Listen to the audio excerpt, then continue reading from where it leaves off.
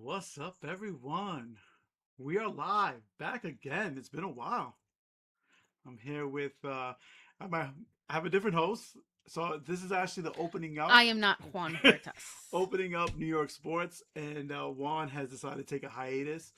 Partly still enjoying the Knicks win, and partly because the Mets have just disappointed him. But I'm here with my wife, MRC. And I mean, she can talk about this because we've been to a lot of home games this year, and Too many. yeah, it hasn't been good. No. It has not been good. Let's see what's happened so far this season. Half our starting lineup has been injured. We've lost like what, two of our pitchers. Um, Only two? well, we lost one to injury and we traded one. Yeah. And Senga got demoted. Yeah. And And Scott just came back. Scott just came back, and we fired our manager, Yeah. and so it hasn't been good. And No. we were at the game yesterday. It was Pride Night, and well, the night was fun. Pride Night is always fun at City Field. There was kind of like a somber, cloud because the Mets just fired their manager and just seemed lost out there. They've So, seemed lost for the entire season. so what do you think Uh, it is? Why do you think they're in the position they're in right now? they are not playing good baseball. The, they have to play better. Yeah, it's been, yeah, I had so much high hopes. Now listen, there's a lot of turnover. I guess we'll start from the beginning, right? Coming into the season, there was already a lot of Met fans who were just upset. They were pissed because, Pete Alonso was a fan favorite, Nemo was a fan favorite. McNeil, I think there was, love lost with many fans there. Diaz walking away. Well, I guess, and it's hard to say now because look where they are, but do you think that was the right move? Letting them all go or trading or not re-signing Alonso. I think I was fine with that. Trading Alonso was fine. Well, they let go of Alonso. They didn't re-sign Well, no, Alonso. yeah. So letting go of Alonso was fine. I was fine with that. He didn't want to be here. He opted out of the same freaking contract twice. Mm-hmm. So, bye. He was a liability at first base. He was streaky. Not worth it for me. I mean, but he also, he hit home runs. He did RBI, drove in runs. I mean, Sometimes. honestly, Sometimes. he was consistent with that year over year. He did Sometimes. have two bad years before his good year last year. So I'm going to say, Soto was, part of the reason why all of a sudden his numbers boosted back up with having that Exactly. protection. He had an embarrassing contract year. Embarrassing. Oh, you The mean the first year time. before? Yes. Yes. What is that? 24? 24, yeah, which was only 24 saved. was embarrassing for That him. home run in Milwaukee saved him because if not, it would have been an entirely. That home run in Milwaukee, I mean, dictates his entire history as a Mets with the Mets. All of his other accomplishments are solo accomplishments and not team accomplishments. Well, that was a team accomplishment. I mean, he got them Yeah, to the next round. that's it. I guess, yeah. That's No, the listen, only moment. that season was bad. The last two He seasons. leaves it if he leaves after the 2024 season. That's the only thing that Okay. solidifies him as a Met in any sort of historical sense. Again, yes, did he beat the rookie home run record? Again, a personal record. What did that do for us that year? Nothing. He won the home run derby. Okay, great. Did that do anything for anything other than him? No. That's a good point. So, what's the purpose? And he's a liability defensively and has been and never doesn't want to be a DH. So, what do? So, in 25, you give him a save face contract so that he doesn't meet the embarrassment that he was in front of where nobody wanted him. You bring on Soto. Soto clearly impacted Alonso's performance last year. It wasn't even a great performance last year. He did have a good first half. He did taper off in the second half. He did have a good first half, But but if you're going to command that money, you can't taper off. You can go through ebbs and flows, but you can't just disappear. well, especially when you need the most, because I mean, we look down down the stretch, the Mets, we blew a chance And of making the playoffs. people who you're going to pay that money to are the ones that are going to carry you to the playoffs.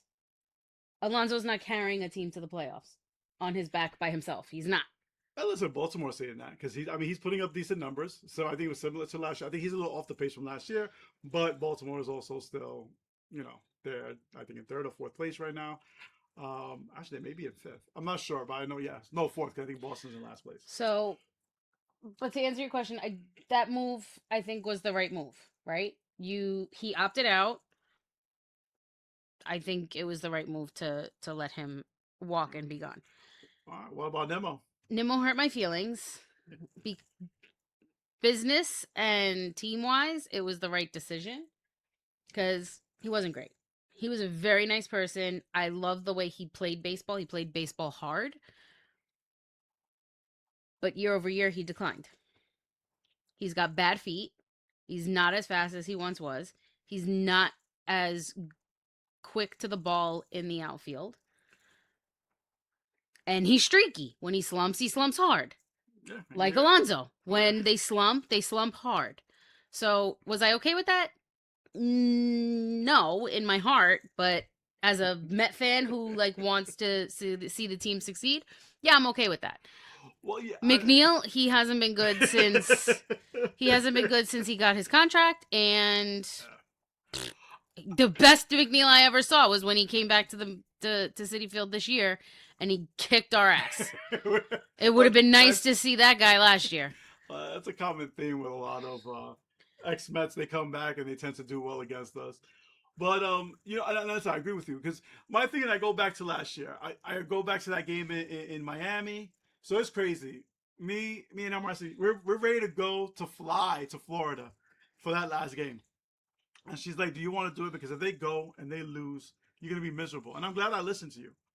Because what made it worse was that Cincinnati lost. So the Mets had a chance to make the playoffs. They just had They to were win that actually game. in control of their own destiny, And which they we haven't been in a lose very long time. 4-0. And it was just like, and my thing is, and this is where I go, I don't care how great a player can be. I always have this thing of if you're used to losing, it becomes very hard for you to then go into that winning mentality. And I felt like you look at Alonso, he lost a lot more than he won here. And that you can say the same thing with Nemo, who's long time at. Um, you take guys like Lindor. I mean, Lindor came over from Cleveland, where they were consistently in the playoffs every year, and you saw it in the first few years when he was here because he was kind of frustrated with that. I remember when it was the first game back at Cleveland, and he kind of made a comment about it, like being competitive every year, and Well, you bring out like, he took a while to settle in here. I don't think he understood what a New York market was like. I think he had a very rough start I agree. in settling in, and it translated to his play, which wasn't great. I didn't like him for the first year that he was here. Maybe for the first 2 years. No. I felt like he was full of it every time he did. It was very disingenuous, the way he handled the media, the way he answered things. Like, you're not in Ohio anymore. So he needed some time to settle in. But he basically carried us through the 2024 season. People forget that. Listen, it was a lot of different parts through the regular season. But people forget that last game. We were there in Atlanta. And, listen, Nemo played a big part too because it was his 3-run home run. But people forget. I would say the three people that brought us to that postseason was Lindor, Nemo, and Acuna Jr. Acuna, yes, Acuna. Because when Lindor got hurt, what was it, his back? Mm-hmm. Yeah. He carried us. Now, he never did anything after Lindor came back. But he did. He tore it up. But he did tear it up. He's not in those lineups. We don't go. Yeah, I agree. We don't go. We don't get to that doubleheader in Atlanta. And then Lindor hits that big home run. Remember, Diaz blows the game, blows the lead. So we're going into the ninth inning. We're down to Lindor hits that big home run to put us ahead. And then fast forward, NLDS against the Phillies. The big grand slam, and we were there. The place was rocking. Yeah, it was the loudest it had ever been. I think the only time it was louder was Game 3 of the World Series at Citi Field, 2015. Yeah, I think was the only time I heard that stadium louder. But yeah, I mean, Lindor had moments in less time that he was here, and I think I agree with you that with Alonso, it was more and moments when it was important. With Alonso, I can't remember aside from the Milwaukee game. I can't remember times where he made it happen, right? That his performance was the key contribution to us moving things forward. Except that one thing. Yeah, except that And one. if he doesn't have that one thing, he's in a list of Mets that 10 years from now nobody can name. Yeah. And someone will say, was that more Alonso getting that big hit or just Devin Williams in a big moment? Because that's been the knock on Devin Williams. Well, is we've that in the seen big Devin moment, Williams can't as a come Met through. in the Yes. big moment, and he can't come Even though through. he's pitched well of late. But so now going back to that, so you gotta go because David Stearns is getting killed right now. I don't by think Met it's fans. his fault. And yeah, people are like, oh, because look what they did. And it's like, well, listen, I tell you right now, he did construct this team and it didn't work. So he does that. That accountability does fall on him. Right. But I think a change needed to happen. But does it not work because he constructed it and it didn't work? Or does it not work because we have people that are not playing to their baseball card? Well, that's because on paper, he made all the right decisions. Well, there's some people who say that. Listen, the injuries. You had guys. Polanco had an injury. Yeah, history. that was stupid. Robert, listen, and a lot of people lauded that trade. But were there any other options? Well, that's the thing. Yeah, like was there anything else available to get? You can look in hindsight now and say, "Well, look at Ewing," but no one thought Ewing was going to be ready to come into the majors. Now, either he came up. He came up out of necessity. Yeah, and listen, sometimes that could be the best thing. You know, it's funny because. And listen, I get it. Listen, I've been a Met fan for 38 years. I've never experienced a World Series victory. And I can understand the frustration. And you feel like, 2024 was a magical run. But let's also be real. 24, we also got very lucky getting in. Again, it came down to that. Well, yeah, it was a postseason we shouldn't have been in. How many times in the last 10, 15 years have we been knocked out at the last game of the season? Just this time we got in. And from there... In 25. I mean, the very next year. Exactly. It was one game. Exactly. Oh, let's look at in 22 when we had the division for like almost 90% of the season, and then we blow it in the last 2 weeks. We go on as a wild card and we don't make it past San Diego. Yeah. So again, I go back to this Met team, and there needed to be a change. There needed to be a change with this team, but people say I can support the argument that maybe it was too much change, and that's I was going to get to. Was it too much? Because the coaches, I think it needed to be blown up. I don't think you needed to blow up everything altogether, right? Like you and I were having this conversation yesterday. I don't think the pitching I don't think Hefner being fired was the right move. Yeah. I don't think an entirely new training staff, an entirely new coaching staff, with the exception of Mendoza. Which, again, like, if you were getting rid of everybody, why not get rid of him too, right? Like, if you're really blowing up the whole thing. Are we a couple? Yes.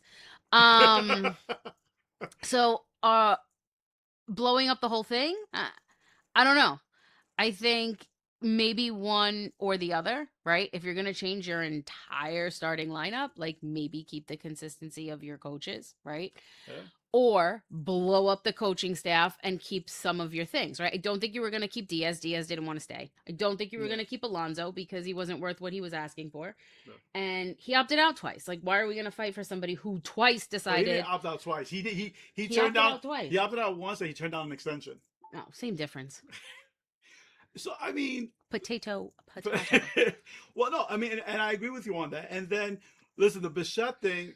I understand why they wanted Bichette because Tucker was the guy they wanted to go after. He went with the Dodgers, so they pivoted because they wanted that extra bat. My problem is the defense. Well, you talked about run prevention, but then you brought a guy who, but also led his position in errors last year. But also, right, and I understand that it was very recent with Bichette saying that he plans to opt out at the end of the season, right? And I think he's saying that because look at where the Mets are. Right. So let everybody know now that you're going to be in the market for a new team.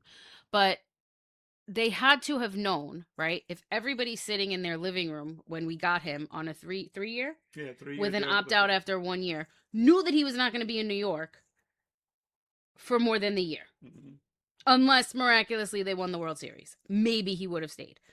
But percentage wise, if you want to talk about analytics, he wasn't staying. So you put him as a DH because what you didn't do in all of this, in all of these changes, is we didn't shore up a consistent DH. You wanted Polanco, who sometimes was going to play first base, and then when you weren't playing him on first base, he was going to DH. But that's not shoring up your DH. I think they were trying to plan for a DH that was going to be rotational, but does that work, a rotational DH? Or do you need a person who's a DH? Well, and that goes to one person because I think who this affected most of all was Beatty, because I think Beatty showed last year that he actually can play a plus defense on the third base at third base. Yeah, so I think they And should have hired Bichette as the DH, yeah, whether or not he wanted it. because you keep Beatty at third base because I think you look at his struggles now offensively. I think when you have to play a lot of different positions, Yeah. you start using some of that focus on that, and it takes away from the hitting, and then your hitting starts suffering. Where if you have that set position at third base, where he's already plays it well, gives him confidence they can play that position well, I think he would hit better. And going to what we talked about this also, the consistency of just being in the state. Listen, lineup consistency. Yeah. Defensive alignment consistency. Like Yeah. it just seems like it. And listen, was this Mendoza? Was this Stern? Was it Allen? But the constant changing. I don't know. also If it was led to the analytics, then they disruptions. need a new analytics person because I don't know what they were looking at to say that you have the same person in the lineup 3 days and all 3 days they're playing something different. Yeah, Beatty in right field. Beatty should not be in right field. He's not a right But fielder. I think that there was a lot of bonehead moves, right? Lindor going down 2 months on the injured list. I don't think your answer was Bichette at short. Yeah. Because he was worse at short than he was at third base. He became more of a liability. Like at that point, you say, you are now our DH until he comes back, and we're going to put somebody who can actually play Well, I think that was the problem. at also. short and third. But I think the problem was that Mauricio was still injured, so then all you had was Brujan, and that was pretty much it. Right, but at the beginning of Lindor's injury, Mauricio wasn't injured. They had sent him back down because he wasn't hitting. That is true. So he got injured recently. He was on an 11-day or 10-day or whatever. Right after? No, he was up for a little bit. Then they sent him back down. Remember, he had that walk-off hit when he came back? That's right, that's right. Then he was down. But yeah, no, listen, it's some of the thing. And again, and if this was Mendoza's choices, if he made these, then listen. I don't know. I've always kind of questioned whether or not he makes the decisions himself. So the Mets right now, I mean, listen, they won today. They finally broke the 7-game losing streak. With a new manager. So do you think the season's done right now? They just traded David Peterson. Yes. So you think it's like, you think they have no shot to make a run? No. No. Do you want to know why? Yes. Because changing a manager does not change every aspect of these people's game. You want to say, oh, they won today. 2 days ago, they had 6 errors in one game, and it should have been 9. But the calls were generous that they didn't give errors to things that were clearly errors because everything is a hit. If it goes past the infield, it doesn't matter what the outfielder does. The person gets a hit. So do I think that changes? Do I think that they play better baseball all of a sudden? No. Well, no, but it could be. Listen, I don't. You look at the team like the Phillies. They went ahead. They did a manager change. Manley comes in, and all of a sudden, because they were almost similar records to where the Mets were. They were only a few games back. Yeah, and when did they turn it around? A month ago. Well, yeah, I saw it after the manager, right after. But a month ago, right? You different starting the season over at the beginning of June or the end of May than the end of June, beginning of July. That's a big difference. So let's see. So right now they're what? Are they like 10 games out of the wild card? I thought it was 12. Is it 12? It could be. Because the Cubs we just got swept 4 games by the Cubs, and wasn't the Cubs in the wild card race? So the Mets are actually only 9.5 out of the wild card. 9.5 out of the wild card. 9.5 out of the wild and what's card. Their record at this moment? 35 and 48. No. And they have about 8 teams ahead of them. No. So you're saying no shot. I'm saying no shot. So I'm saying don't play like you have no shot. Don't sell off your team like you have no shot. I mean, but you get to the point though that if you get down to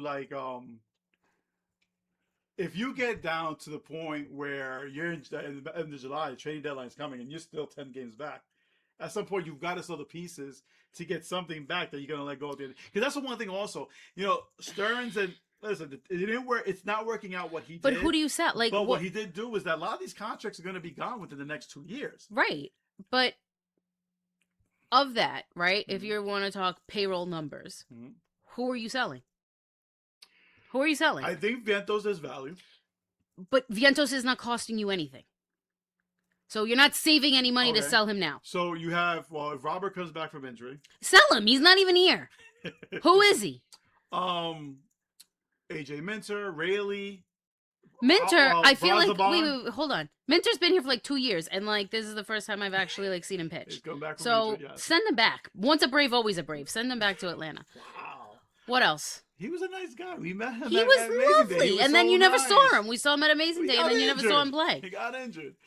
All right, so you have Useless. If you get injured before you play a Gotcha. game, So I don't need you. You have Brazabon.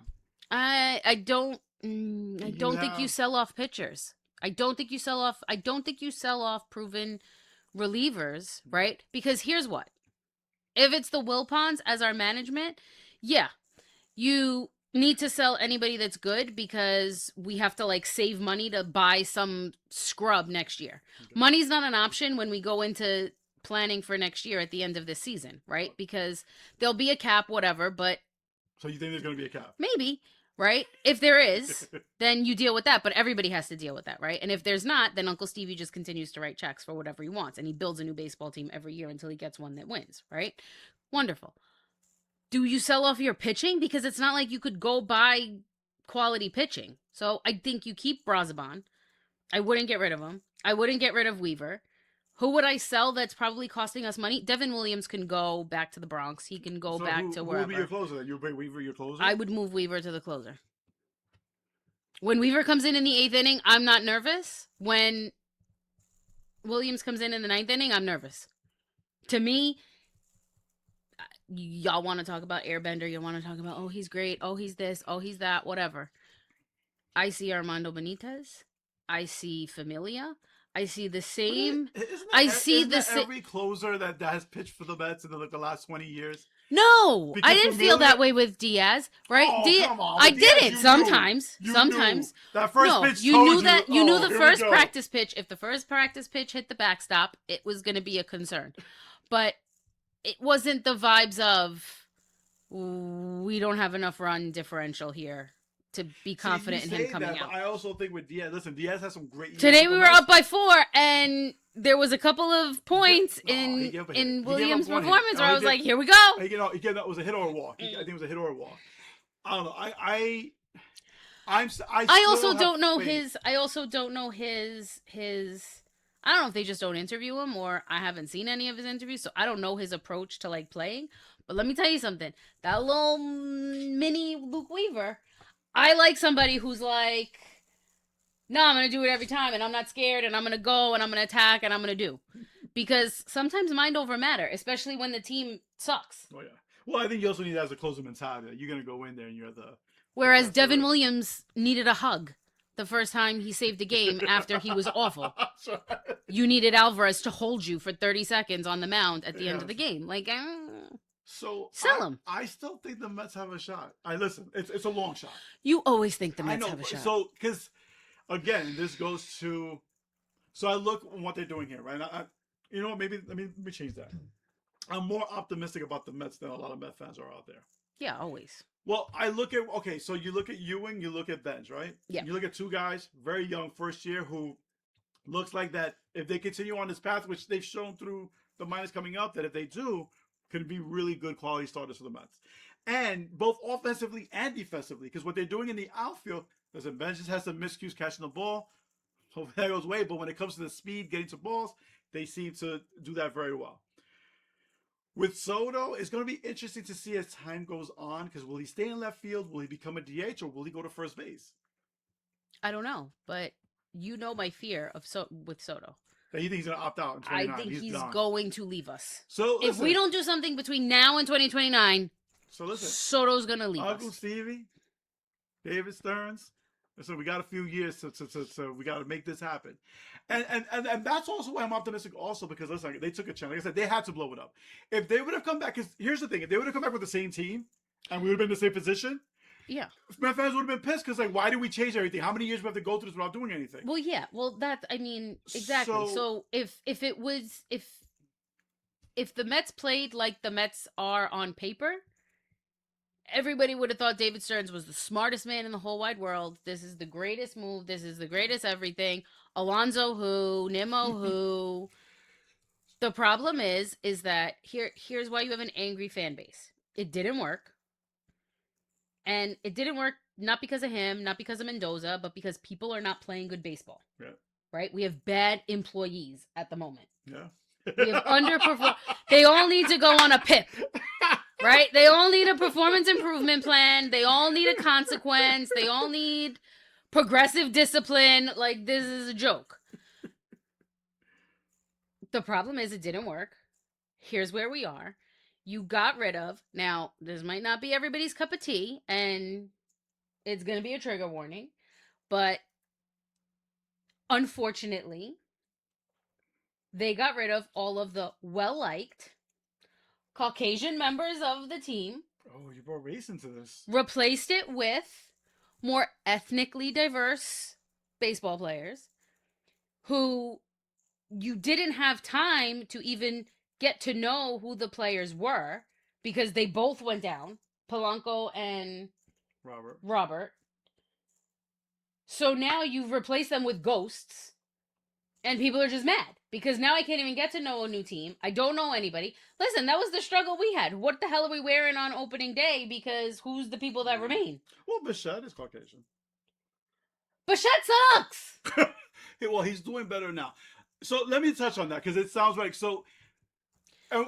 What I people think... like Met fans are very emotional baseball fans. They want connection. They want to see themselves on the field. They want people who connect to them in who they are as people. It's been forever, right? That's why everybody loved the 86 Mets, because they were rough and tough and this and that, and they were very New York, very Queens. We've always been the raucous little brother of the Yankees. The Yankees were polished and we were the Rugrats, right? The shift now is moving away from that, right? Because listen, Alonso was still that, McNeil was still that, to that whole blue collar bullshit. Who do we have now that fills that gap on our team? Nobody. That's where I go. There may be something to that because I'm surprised the disdain for Lindor. And Soto. Soto, who, listen, right now, you talk about no protection. He's still putting up monster numbers right now.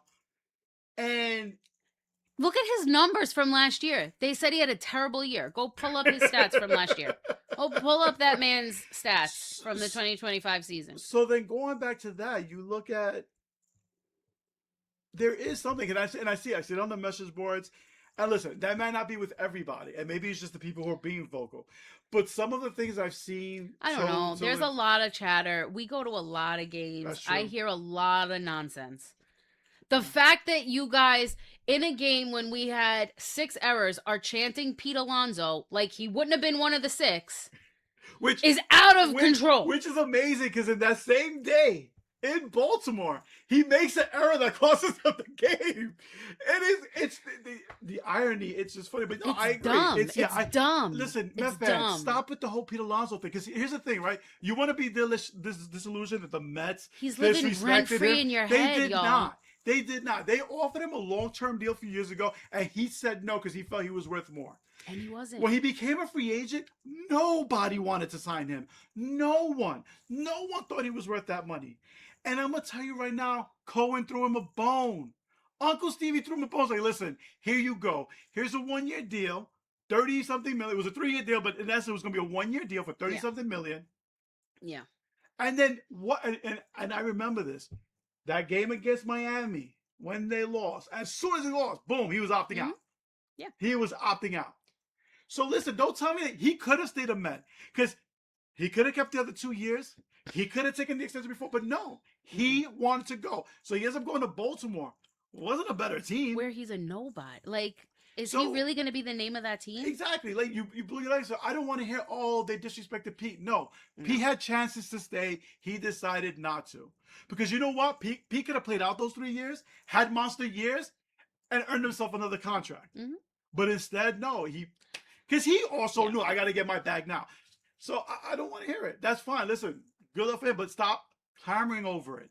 And stop making this whole idea like the Mets, oh my God, they were horrible too, because that was not But also the case. stop rewriting history. He wasn't amazing. No, I mean, he hit home runs. I think that's what it was. Listen, for a franchise that didn't have many home run hitters, that's what he was. He was no Aaron Judge. No. Aaron Judge is a guy who not just only hits home runs, but he was also average. He did most. And listen, he was also a leader. That's the biggest difference. I never He saw he Alonso. is a little bit like Aaron Judge. He I goes ne- away in the playoffs. well, I've never seen Alonso. Actually, Alonso does play well. His actually numbers in the playoffs are actually decent. I never saw Alonso as a leader of this ball club. I think he tried to be, I don't think we have but a I leader now. never Though. saw. Well, yeah, I mean, I don't think we have a leader now. Well, and I think that's been the biggest problem for the Mets over the past few years, that there hasn't been a leader, and for whatever reason, I think Lindor wants to be, but I don't think the. I mean, some players do. I don't know what the dynamic is, but there feels like there's not a leader in that club. But I think that's a management failure. Right? And this was when did we have this conversation? Yesterday? I think so. Right? The same way in any job. You have to groom your leaders, right? If you've decided that you see these qualities in your next leader, you establish ways to put that person in that position, right? Mm-hmm. It's not like, oh, hey, this guy's your leader, follow him. But you provide opportunities for that person to shine. You have closed door conversations with that person and explicitly let them know that your intent is for them to be the leader here, right? You're not telling everybody, but you got to tell the person, right? Because the person has to want it, and they have to understand how they get the others to follow. Because listen, the biggest part of a leader is being able to get others to follow. And honestly, I don't think Lindor has that. Right? I think Lindor might be one of those people that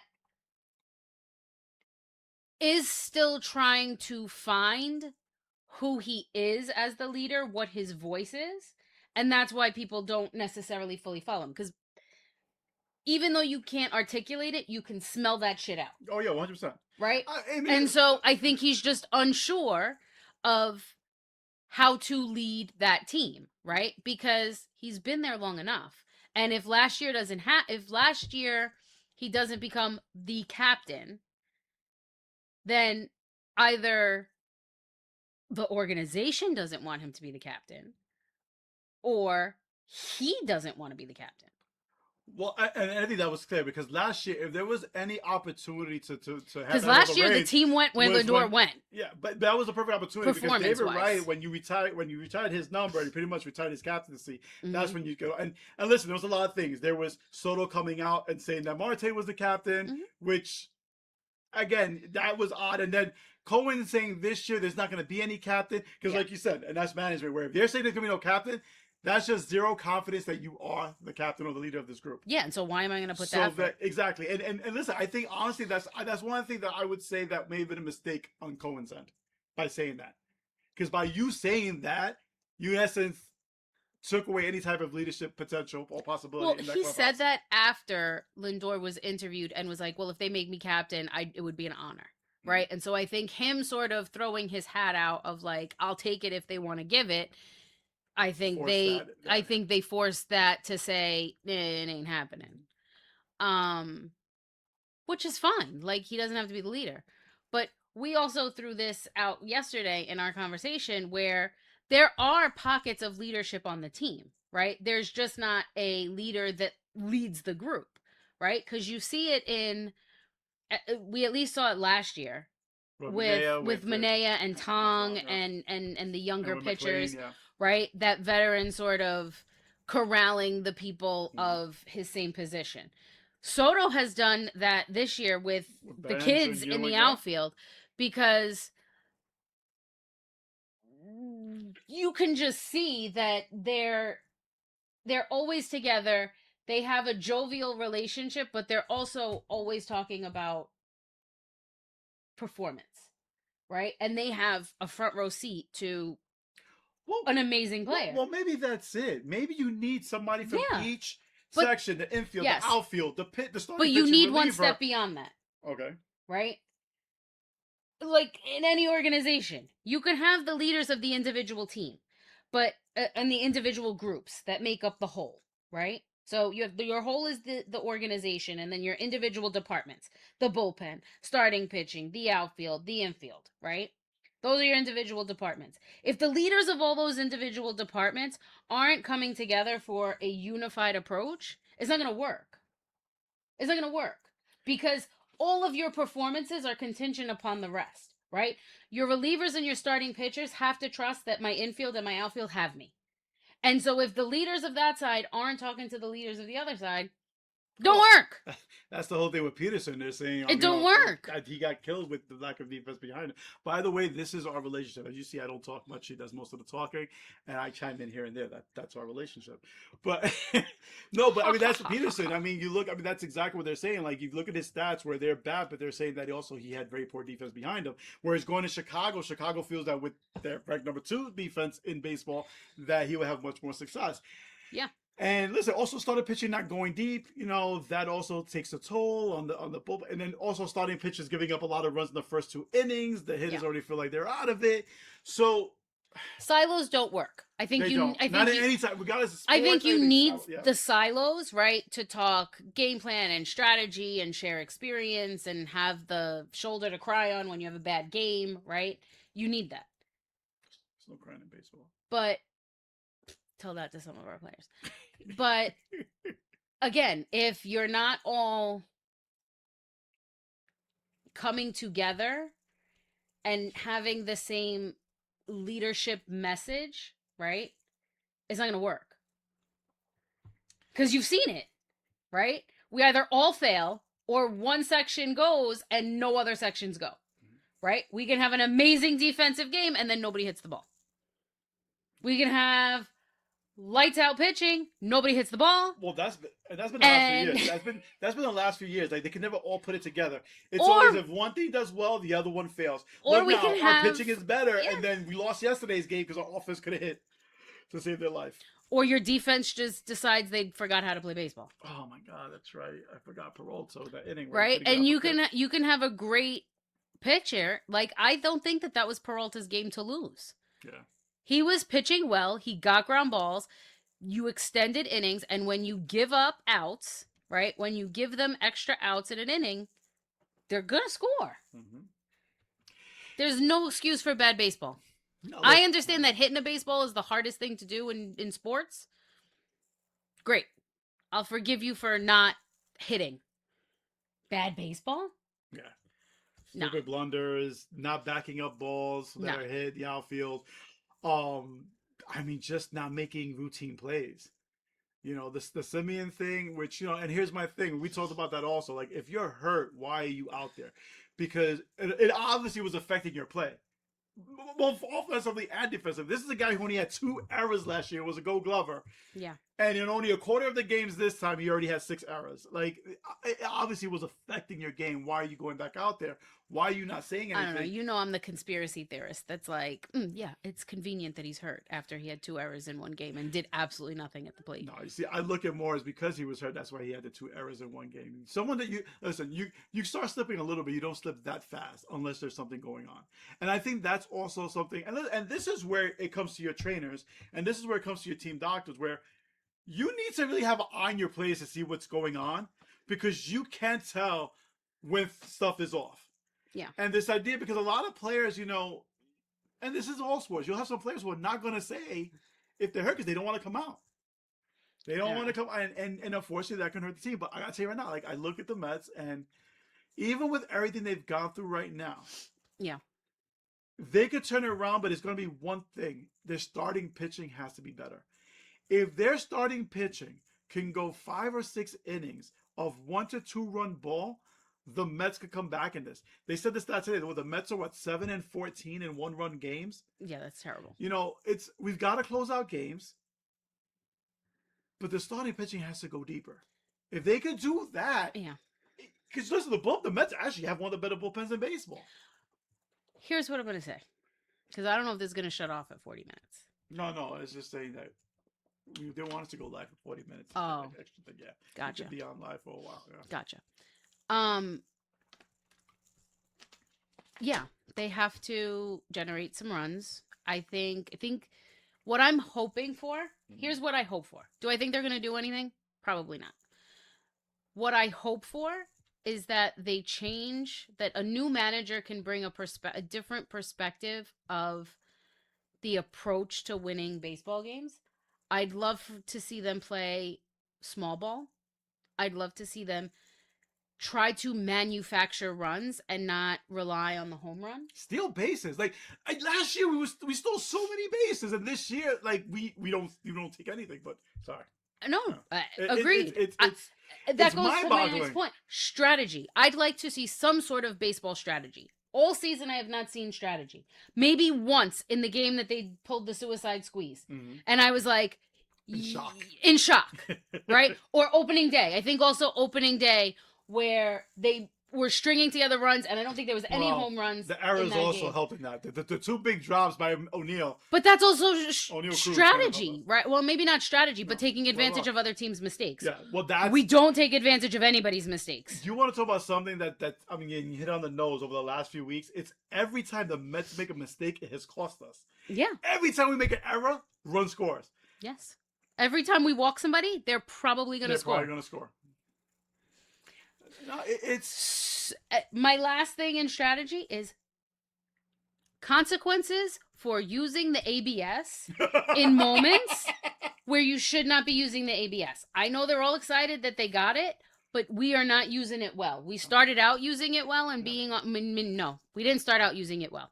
We started out using it at times when we were right, not using it well. We were still using it all over the place. There's no reason to challenge a call when you're the first batter in the second inning of a game that has no score. Exactly. There's no reason. Yeah. Unless you're absolutely certain and that ball is egregious, there's no reason to do it. But we get to the fifth inning of games and we have no challenges. Yeah. And then we're screwed in key moments when it matters.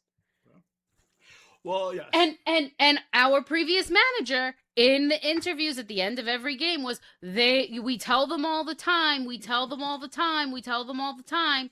No. Or when they make bonehead moves. There's been several games this season, and we're only halfway through the season, where Vientos should have been sat the hell down for his inappropriate baseball anything. Running through a stop sign. His instincts. It's his instincts. He doesn't have any. Somebody needs to call him up and tell him, you are not fast, you are not a good defender, and you don't really know where the strike zone is. So those three things, your instincts aren't working, right? But he should have been sat down. But we had a previous manager, and I hope this manager is different in this way, of they're professionals and they know what they did wrong. Yeah. Anybody who's managed anybody, any employee, and any field of life, you can, as a person, you can excuse away all of your shortcomings, right? Why I had a bad day. Oh, maybe I didn't get enough sleep. Oh, that person didn't hand something in.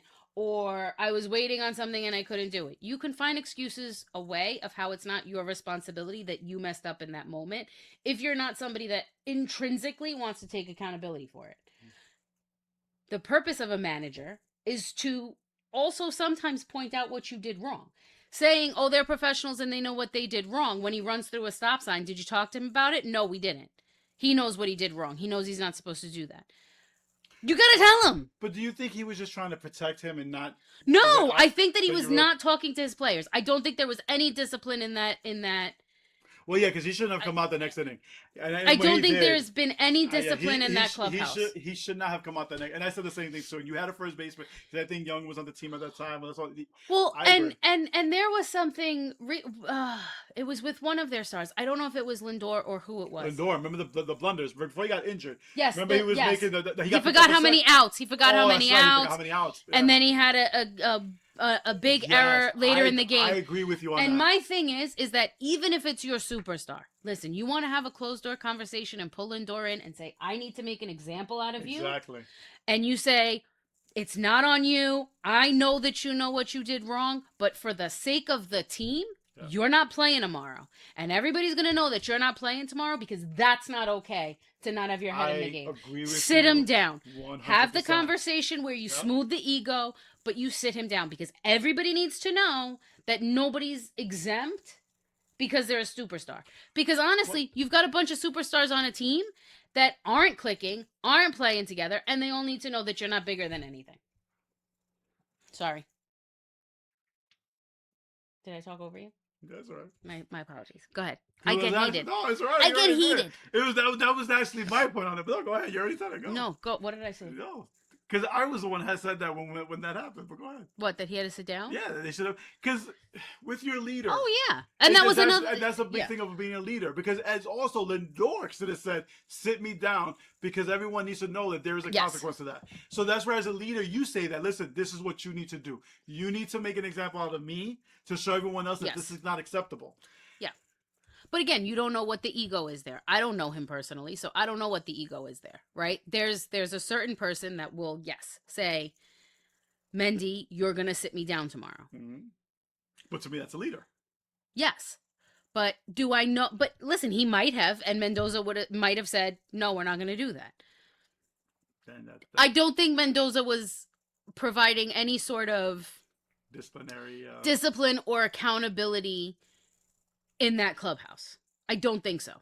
And none of their veterans on the team are providing that, right? Like you brought up the David Wright thing the other day from years ago with Noah Syndergaard. I don't think there's anybody in that clubhouse that's doing that. And if you don't know, it's I think it was spring training. And they were still practicing, and Syndergaard went to go eat. And then when David Wright went in, he was like, "How are you grabbing food?" And then he went, "How are you eating while we're still practicing?" And he took this tray, he threw it out, and it was a message to him. It's like, we're all out there, we practice together, and I'm like, that's a leader. But I don't think I don't think they have anybody on that team. Again, because yeah, they have some kids on that team, but I think they have, and I use the term kid, like I know they're grown ass men. I understand that. I'm a grown man. But who's that? That's Dom Smith. I'm a grown ass man. But I think they have kids that know how to behave, right? I don't think they have hot-headed kids that need to be reined in like a Syndergaard, right? That needs somebody to throw out his lunch. I don't see Ewing or Benj needing that level of corrective action from his teammates. The problem is you have a lot of veterans on the team, and nobody's going to go to a veteran and say, "You sucked today. You should not play tomorrow." Vientos could have used it. But Vientos could have used it 3 years ago, not now. He's too emotional, and I think it affects his game. But at this point, his colleagues are not going to tell him that he's unprofessional in that way. And he's never had a manager that has told him he's unprofessional in that way. Because he wouldn't still be behaving that way if somebody corrected it. Sure. Right? It's the same way you see Joe, what the hell is his name? McNeil. Who's still behaving like a lunatic, even though he got yoked. What did he just do recently? What was it? Oh, he's a narc. He's a narc. The umpire didn't see the catcher challenge, and so McNeil called him out. The pitch was ball. The pitch was the ball. So the catcher did it, and then he realized, oh no, wait, no, because it was not a strike. It was barely. He touched his head. I think he thought about it. It wasn't a double tap. Yeah. But McNeil narked. Yes, he was like, no, he tapped his head. And it was a ball. I mean, it was like 3 inches below the strike zone. It was a loser move. If you need to narc. Well, we have a special story with him. Do you remember? So we one game we were sitting in the Delta seats. We were right by first row. And all of a sudden, we were sitting next to his family. And we were sitting next to his wife and his kid. And McNeil, when we watched him on TV, he seems very gruff, whatever. Yeah. But the way he talked to them, he was like kind of the same way. I was like, oh, that's just McNeil. Like, I think that's just the way he talks. This little boy was so excited to tell his dad that he had ice cream, and McNeil was like, "Oh, you have ice cream." And like, maybe that's who you are, like, dude, fine. But like, was like, oh, it was just like he had a thing. It's like, no, that's just his demeanor. That's you're just who odd, he is. right? But he was a narc. That was today. That was narc. Yeah. Little rat. I guess I still have hope. We have a second half of the season left. I think we have about 79, 78 games left. I don't know. And I mean, if they're gonna do it, now's the time to do it. Because by the trade deadline, if they're still this far back, I think then you're done, and then you just got to start selling everything off that you can. That's going to. I think you saw everything off of the people who are going to be gone at the end of the year. I think there's no point of keeping them. Because listen, if you want them back at free agency, you can always sign them back. But I think. But what does that do for you? Well, you can get prospects. So take Peralta, right? Because I know he hasn't pitched well, right? He's been decent at times, but hasn't pitched well, right? There's also a lot of people that may think because of the circumstance of what's going on in New York, it could be detriment to why he's pitching as poorly as he is or doing as poorly as he is. So you have a team who's competing, and now because of the 3 wildcard structure, you have a lot of teams that are in contention, and starting pitching is at a premium. Look, we got a mid-level prospect for Peterson who's had a horrible year. It's a walk year. Mm-hmm. That's why they let him go. Listen, at the end of the year, the Mets could sign him to a long-term deal. And he could come back to New York. But well, I'm not saying they will. What I'm saying is, if you let a guy go that's going to be gone at the end of the year, you could get some sort of prospects that may hit down the road. Yeah. I go back to the Carlos Beltran trade. That Yeah. was way back when they traded Beltran to the San Francisco Giants for a prospect named Zach Wheeler, who, listen, that was one of And the then we biggest gave him bowhead away. moves on the. Yeah, we did. And Wheeler's been one of the best pitchers in baseball the last few years. But you got a great prospect out of that for a guy who was on an expiring contract. So with the Mets, like you could do I that get that. with if you're out of But it. there are you some have to do people that. that I wouldn't get rid of. Yeah, if you have them locked up beyond this year, that makes sense. For people that are going to be free agents at the end of this year, let them go because again, you can always sign them back, but let them go to get at least something out of it. Because if you're out of it, what's the point of keeping them? There's no reason for that. I don't know. You and I see those things very differently. Because if it were me and you let me go and then I became a free agent and you wanted me again, I'd tell you to go scratch. Well, listen, but you also look at that. You also potentially going to a contender. You have a chance to play in the playoffs, a chance to win a World Series. So you're also giving that player an opportunity for that because you're not getting traded to a bad team. But do you're you? getting traded to a team who's No, in I contention. understand. I understand. But then when you try to get them back, what are you going to do? Sell that we can be a team in contention next year? Yeah, I Because would just say do we still have that faith to say, oh, we can win next year? So Like, listen, what's our bidding power let's be in the off let's be season? realistic, right? Mm-hmm. Not for all athletes, but today, and this is in most sports, Mm-hmm. money is king. So if you're People going to want to offer win. People want to win. They 100, want to check, but they want to win. 100%. But I'll tell you right now, if you Right? have one team, if you have one team that's offering you $5 million and a good chance of going to the postseason, and another team offer you $10 million and a 50-50 chance or less than 50-50 chance, a lot of people are gonna take the $10 million because they don't want the money in their pocket. Because this also, at the end of the day, So everybody is their wants. livelihood. So everybody wants to be Mike Trout. Everybody wants to get paid. A lot of people do. There's very and here's my reasoning. I think Alonso wanted to be Mike Trout. 100%. Well, I'll go sit somewhere and get a check. How many people and it don't matter. are going to take less money? Listen, Brunson is an outlier. I would. Alvarado just did it. Well, I would do yes. it. I would do it. Outliers. I would do it in a heartbeat. You understand outliers. Most people don't. Most people are going to go where the money is. I understand that, right? I get that. But at some point, you have enough money, right? And maybe that's just a skewed view on mine, on me, right? Like with Brunson. The difference between $100 million and $200 million, I don't understand the difference. I get that. I don't understand the difference. That's on the Brunson end, whatever. And he's going to get on the back end anyway. But take someone like, you take a pitcher, right? Yeah. A pitcher who they go into free. So let's take Peterson, right? Who probably his last contract on him like a few million, right? Yeah. So now he becomes a free agent. Now, mind you, there's some people who have careers afterwards, but this is where you're going to make the most of your money. Is playing baseball. This is your livelihood. Yeah. And let's say the Cubs come back. It's like, we want you to stay back, and we're going to offer you a 3-year, $45 million a deal. So it's $15 million a year for 3 years. For 3 years, $45 million. Mm-hmm. And the Mets come say, hey, you know what? We want you. We're going to give you 5 years at $20 million at $100 million. I'm not saying they will, but let's say they offer that. Mm-hmm. He's going to jump at the 5 years, $100 million. Was that different? What's that differential? $5 million a year plus you're getting 2 extra years of salary. So money does talk. For the most part, money does. Hello. So, listen. You and I have this conversation all the time. I know you. I can't be bought, right? I'd rather live in a box. I don't know. They look at it as who's going to pay for my services, and because listen, they also take it that if you're willing to pay that, then you value what I bring. So a lot of times people tie that in together. If you're a team that you only feel that I'm only worth $8 million a year, but this team thinks I'm worth $12 million a year, this team values me more because they want to offer me more money. And it's tied into that. So it is the money, but it's also feeling valued.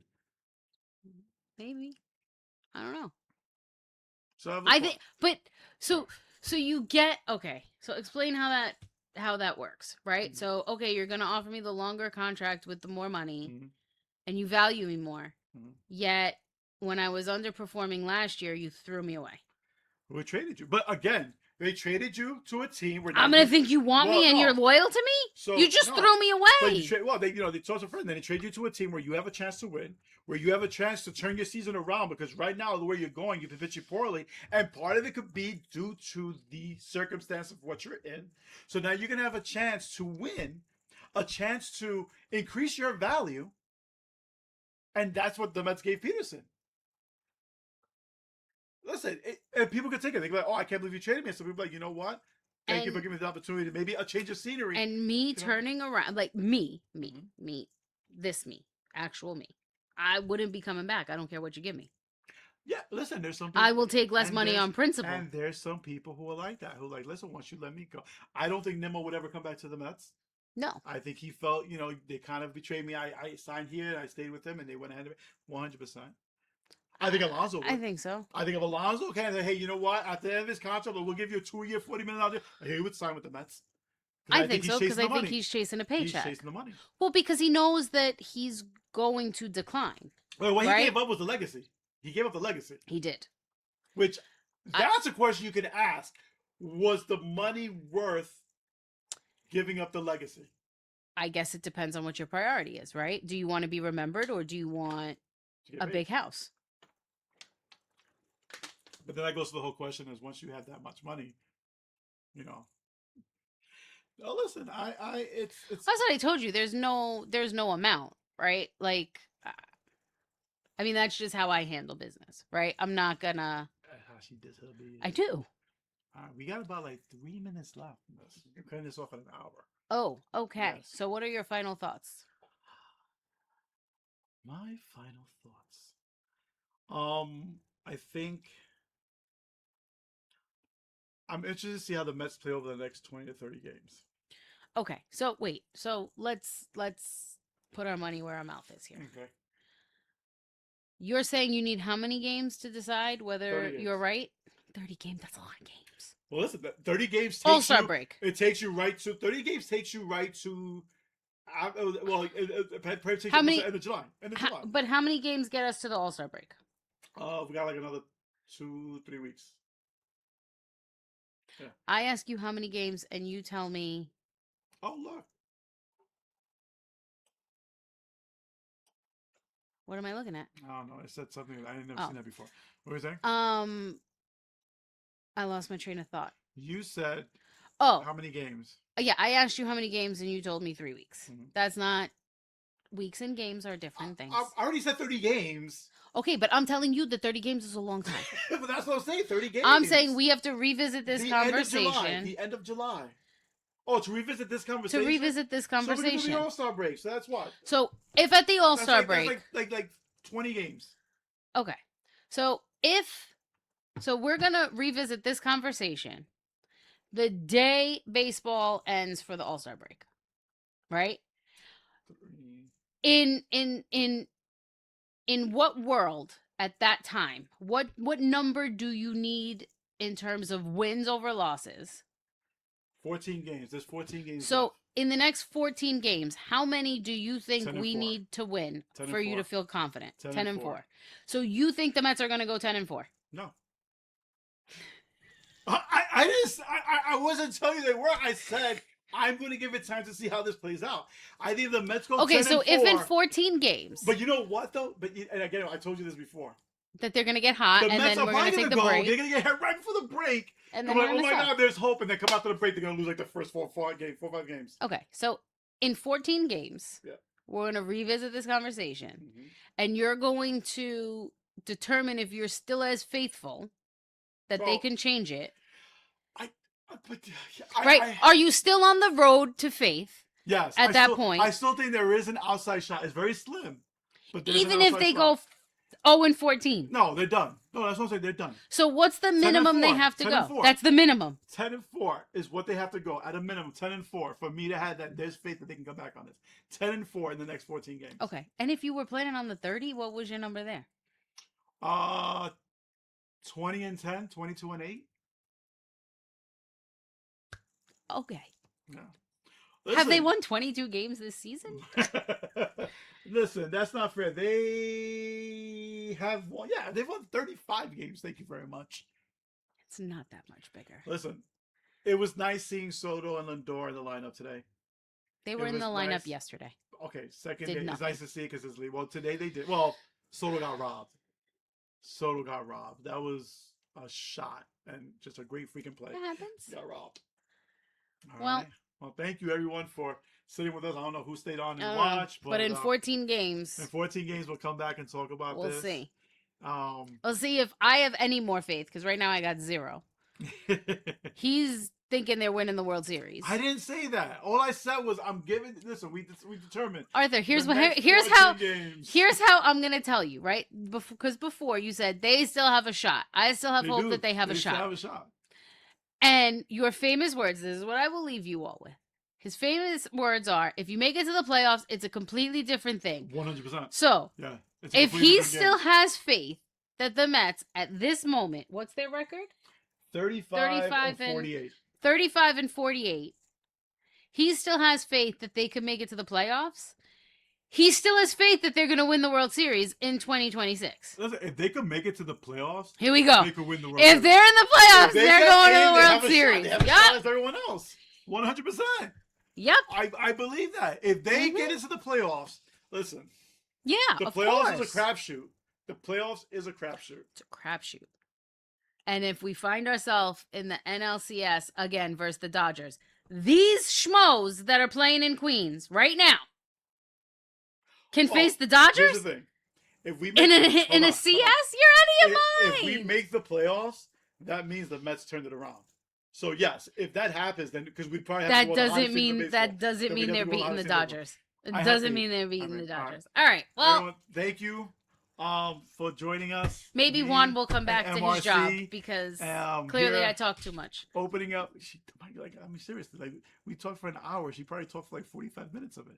But anyway, I talked for as many losses as the Mets have. Oh God. Have a good night. Have a good weekend, everyone. Thank you for joining us. Opening up. It was Arthur and MRC. Talk to you guys. See ya.